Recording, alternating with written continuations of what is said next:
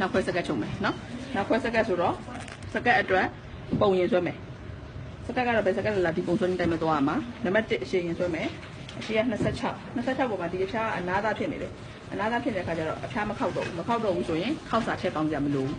အဖျားခောက်မယ်ဆိုလို့ရှိရင်တော့ခောက်စာ2လက်မခောက်စာအောက်1လက်မနဲ့အပေါ်ချုပ်စာ1လက်မနဲ့စုစုပေါင်း2လက်မထည့်ပေါင်းရမယ်အဖျားမခောက်တော့ဘူးဆိုတော့ချုပ်စာ1လက်မပဲထည့်ပေါင်းမယ်နော်26ဆိုရင်20ခွန်ဆွဲမှာပေါ့ဒီမှာ18ပြီးတော့9နဲ့ဆိုရင်20ခွန်ပေါ့နော်ပြီးရင်ခါဆွဲရမယ်အရှိဆုံးမှာခါရှိမယ်ခါက30ဆွဲထားနော်ပြီးရင်ခါမြင့်အစုံကနေအောက်ကို9လက်မတက်ဆင်းမယ်နော်ခါမြင့်အစုံကနေအောက်ကို9လက်မတက်ဆင်းပြီးတဲ့ခါကျတော့9လက်မအစုံမှာတင်မြင့်တင်51ဆွဲထားနော်ပြီးပြီဆိုတာနဲ့တင်မြင့်နဲ့ခါမြင့်နဲ့လှမ်းဆက်နော်ပြီးရင်တင်မြင့်အောက်တက်ကို2လက်မဆင်းမယ်ရှားမလားဆင်းပြီးပြီဆိုလို့ရှိရင်ခြေပြားကိုလှမ်းဆက်ရုံပဲဒါကစကတ်အတူဖြစ်တဲ့ကြောင့်မို့လို့ခြေပြားမသိမ့်တော့ဘူးတဲ့ပဲဆက်မယ်နော်ခြေပြားသိမ့်မယ်ဆိုလို့ရှိရင်တော့တစ်လက်မကွယ်သိမ့်ပြီးလို့ရတယ်ဒါတော့တဲ့ပဲဆက်မယ်နော်ညက်မယ်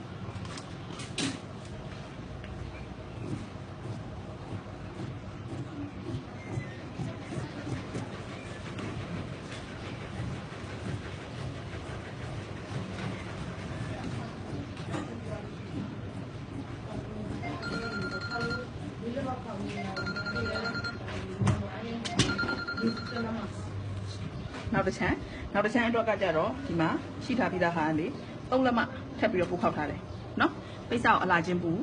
ပြီးတော့ခောက်ရိုးဘက်ကနေ3လက်မထပ်ခောက်တယ်3လက်မထပ်ခောက်ပြီးရင်ညှက်လိုက်တဲ့အချမ်းကိုထပ်တင်မယ်နော်ခောက်ရိုးချင်းပူပြီးတော့တင်မယ်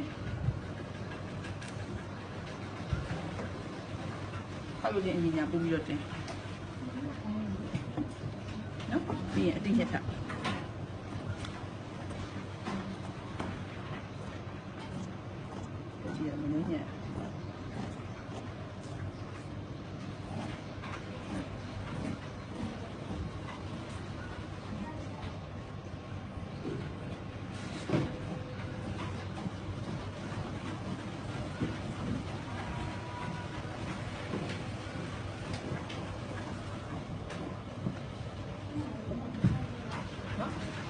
တောက်မှတ်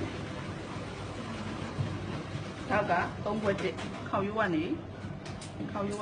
လက်မပွဲနေရာမှာတစ်ချက်နော်နောက်ထပ်1လက်မနေရာမှာတစ်ချက်မှတ်တယ်မှတ်ပြီးတော့ဒီမှာထပ်ထားတဲ့မြန်4စာလုံးပါအောင်ကြည့်နေချင်တယ်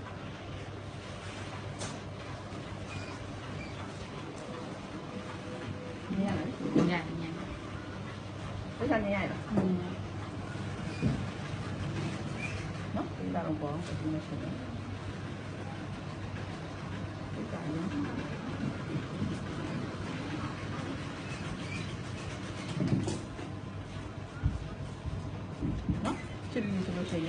ဖြစ်ပြီးဆိုရင်တောက်ဆွဲမယ်ဒီထိရနှစ်ခုရဲ့အလဲတစ်ဝက်တစ်လက်မချထားတာဆိုတော့လက်မဝက်နေရပေါ့နော်လက်မဝက်နေရကနေတောက်အရှိက6ခွဲ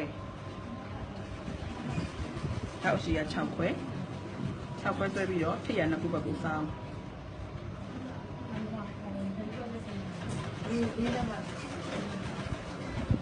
နော်ဆောင်းပြီးဆိုလို့ရှိရင်အဲ့လိုမျိုးပဲဒီမှာလဲတစ်ချောင်းအကုန်လုံးမှာဆွဲတောက်လေးဆွဲထားပြီနော်တစ်ချောင်းနှစ်ချောင်းသုံးချောင်းလေးချောင်းတောက်လေးချောင်းလုံးချုပ်မယ်ပြီးတော့ဒီမှာ3လက်မခောက်ထားတဲ့ဟာရှိတယ်3လက်မခောက်ထားတဲ့ဟာကိုဖြန့်နော်မိဘူးနဲ့ခောက်ရိုးပေါ်အောင်ခောက်ထားတယ်ပြီးတဲ့ခါကျတော့ဒီခောက်ရိုးအတိုင်းပဲနှစ်စကိုပူးပြီးတော့18လက်မတိတိချုပ်18လက်မဆိုပြင်တစ်ချောင်းစာအရှိပေါ့နော်ပြင်တစ်ချောင်းစာအရှိတိတိချုပ်မယ်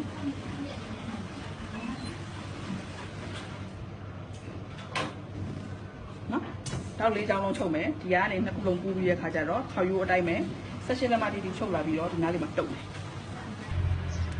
တောက်တွေချုပ်လာပြီနော်ချုပ်ပြီးတဲ့ခါကျတော့တောက်တွေကိုအပြင်ဘက်အသီးလေးကိုလှည့်ပြီးတော့မြူလိုက်ထားပါနော်အပြင်ဘက်အသီးလေးကိုလှည့်ပြီးတော့မြူတိုက်ဒီချမ်းလည်းအဲ့လိုပဲနောက်ချမ်း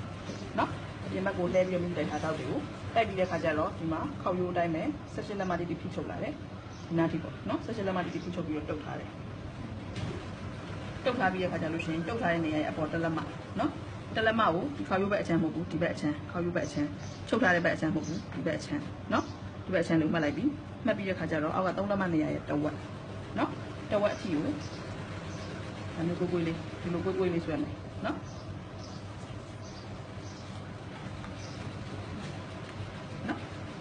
ကိုလေးဆွဲတယ်ဆွဲပြီးသွားတဲ့ခါကျတော့အပေါ်တလွာနဲ့ညှက်ထုတ်မယ်ပြတ်လို့ဒ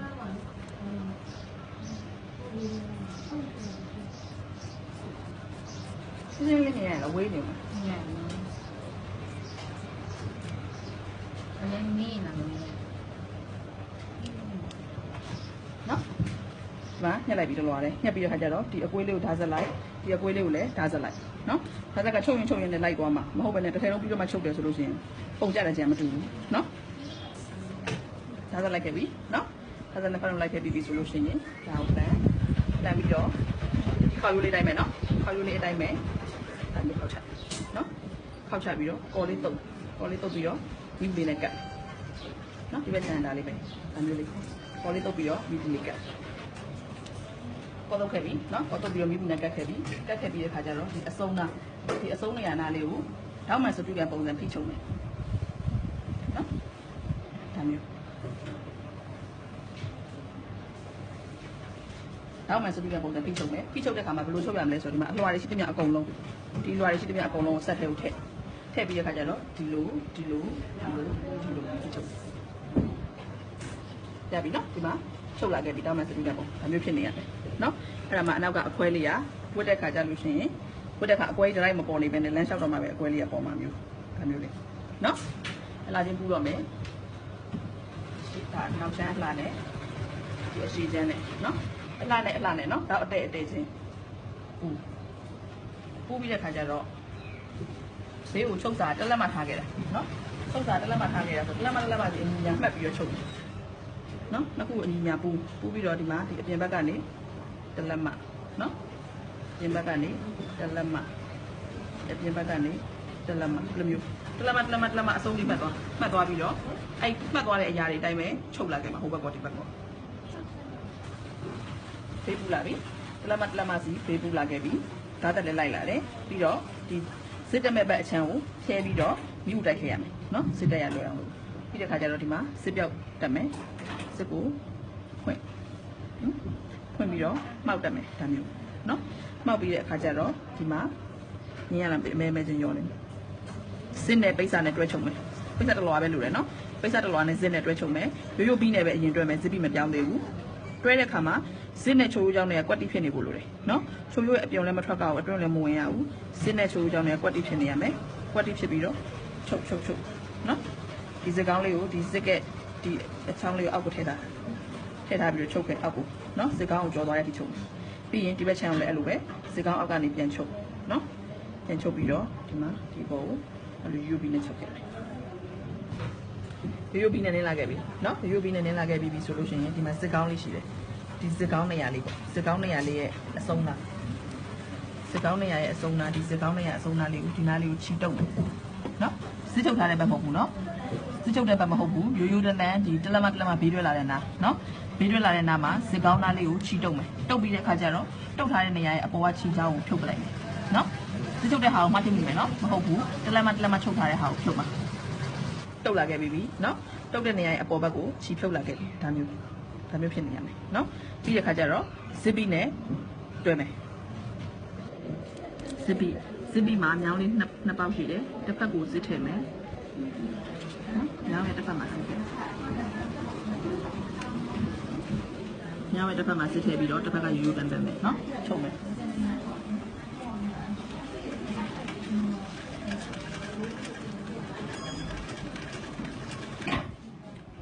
စစ်တက်လာခဲ့ပြီနော်စစ်တက်ပြီဆိုလို့ရှိရင်စကတ်ရှာထည့်မယ်ရှာထည့်ဖို့အတွက်လိုင်းနဲ့သုံးမယ်နော်လိုင်းနဲ့ကိုခောက်ထားနှစ်ဖက်တက်ကမှဆိုတော့နော်နှစ်ခုစာရအောင်ခောက်ထားမယ်ခောက်ပြီးတော့စကတ်ရဲ့ခါးနေရနဲ့လိုင်းနဲ့ပေါ်မှာအတိကျင်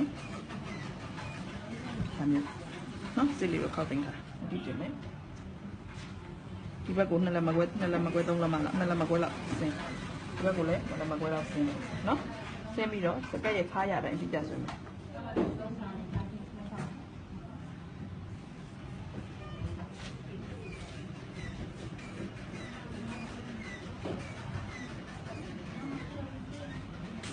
ကက်ရဲ့ခါရတိုင်းအတီးဆွဲတယ်ညက်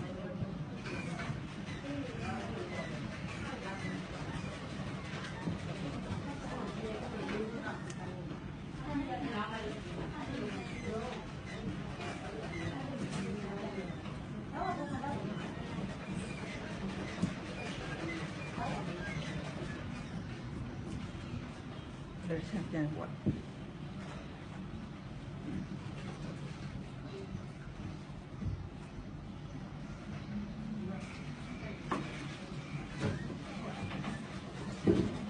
เนาะပြီးတဲ့ခါကျတော့ပူရပိတ်စာเนาะပူရပိတ်စာမှာ line တွေကိုတင်မယ်ဘယ်ဘက်ကတင်မလဲဆိုတော့ဒီမှာအပြောင်ပြောင်လေးတွေပါတဲ့ဘက်เนาะအပြောင်ပြောင်လေးတွေပါတဲ့ဘက်နဲ့ line နဲ့ပိတ်စာနဲ့တင်ပိတ်စာရဲ့မလှဘက်နဲ့တင်เนาะပိတ်စာမလှဘက်နဲ့အပြောင်ပြောင်လေးဘက်နဲ့တင်เนาะတင်ပြီးတော့မိမှုနဲ့ပြားနေအောင်ဖြီးမယ်ဒီကော်လေးတွေ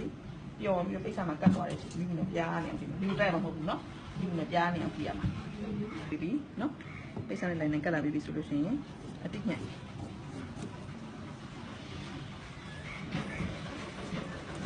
ရပြီเนาะ line နဲ့ကပ်ပြီးတော့ဓာတ်စလိုက်လာတယ်เนาะဒီမှာလည်းအဲ့လိုပဲနှစ်ပြားရှိမယ်စကတ်ကိုယူပြီးတဲ့ခါကျတော့ဇစ်တက်တဲ့ဘက်ကဇစ်ဖွင့်တာဇစ်မတက်တဲ့ဘက်ကချိုးရိုးနဲ့ပြန်ဖြုတ်ထားပြီ2လက်မနဲ့3လက်မလောက်ဖြုတ်ထားပြီเนาะဖြုတ်ပြီးတဲ့ခါကျတော့အလှဘက်ကနေအလှဘက်เนาะအလှဘက်ကနေတက်မယ်အလှနဲ့ပူးမှာဒါမျိုးเนาะပူးပြီးတော့တက်မယ်တက်တဲ့ခါကျလို့ရှိရင်ဒီမှာဇစ်ကလေးเนาะဇစ်ကလေးဘက်ကဘယ်လိုလုပ်မလဲဆိုတော့ဒီဇစ်ကိုချိုးထားလိုက်ဒါမျိုးเนาะဒါမျိုးဇစ်ကိုအဲ့တော့ဝအောင်ချိုးထားလိုက်တယ်ချိုးထားပြီးတဲ့ခါကျတော့မှဒီနားကနေစပြီးတော့ပြီးတပြားစာเนาะပြီးတပြားစာတွဲပြီးတော့ချုပ်လာခဲ့ဒီဘက်ပြီးအထိချုပ်လာခဲ့เนาะတွဲလာခဲ့ပြီဆိုလို့ရှိရင်ဒီမှာဇစ်ကခောက်ချုပ်ထားတယ်ခောက်ချုပ်တဲ့ဟာကိုလန်ချတဲ့အခါကျတော့လက်ကလေးနဲ့ထိုးထုတ်လိုက်ရုံပဲဟုတ်လားထိုးထုတ်လိုက်လို့ရှိရင်ဇစ်ကထွက်လာတယ်ဒါမျိုးเนาะဇစ်ကပြပြီးဖြစ်နေအောင်ပိတ်စာတူထဲမှာလေးလန်ထုတ်เนาะ